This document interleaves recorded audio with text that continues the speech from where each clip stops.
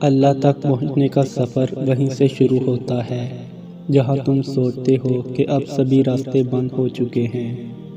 جب دنیا تمہیں تھکا کر سجدے میں گرا دیتی ہے تب وہ تمہیں سنبھال لیتا ہے اور پھر سے اسی دنیا کے روبرو لا کر کھڑا کر دیتا ہے۔ تم میں اتنی ہمت اور بے خوفی کہاں سے آتی ہے؟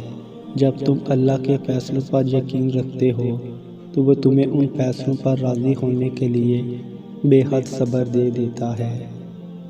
لمبی اڑان سے پہلے وہ تمہیں ہواؤں سے لڑنا سکھاتا ہے تاکہ تم جان سکو کہ یہ مسافت بہت دشوار ہے اور کائنات کی زندگی اگر اتنی آسان ہوتی تو صبر کبھی جنت کے دروازوں میں سے ایک دروازہ نہ ہوتا۔ توکل رکھو، جو امیدیں اللہ سے وابستہ کر لیتے ہیں وہ پھر ان کے دلوں کو کبھی مایوس ہونے نہیں دیتا۔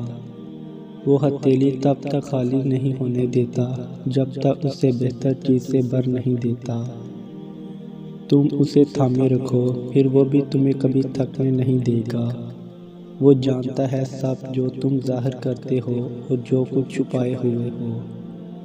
وہ اس دکھ کا بھرم کبھی نہیں توڑے گا جو تم نے اس کے سوا اور کسی کو نہیں سنایا۔ تم اسے وقت دو، وہ تمہارا وقت ٹھیک کر دے گا۔ تمہیں عارضی طور پر ابھی ایسا لگے گا کہ سب ختم ہو گیا، مگر وہ تمہیں پھر سے اس آزمائش کے بعد زندگی کی جانب واپس لے آئے گا۔ جو تم سے دور کیا گیا وہ بہتر بنا کر تمہیں واپس کر دیا جائے گا۔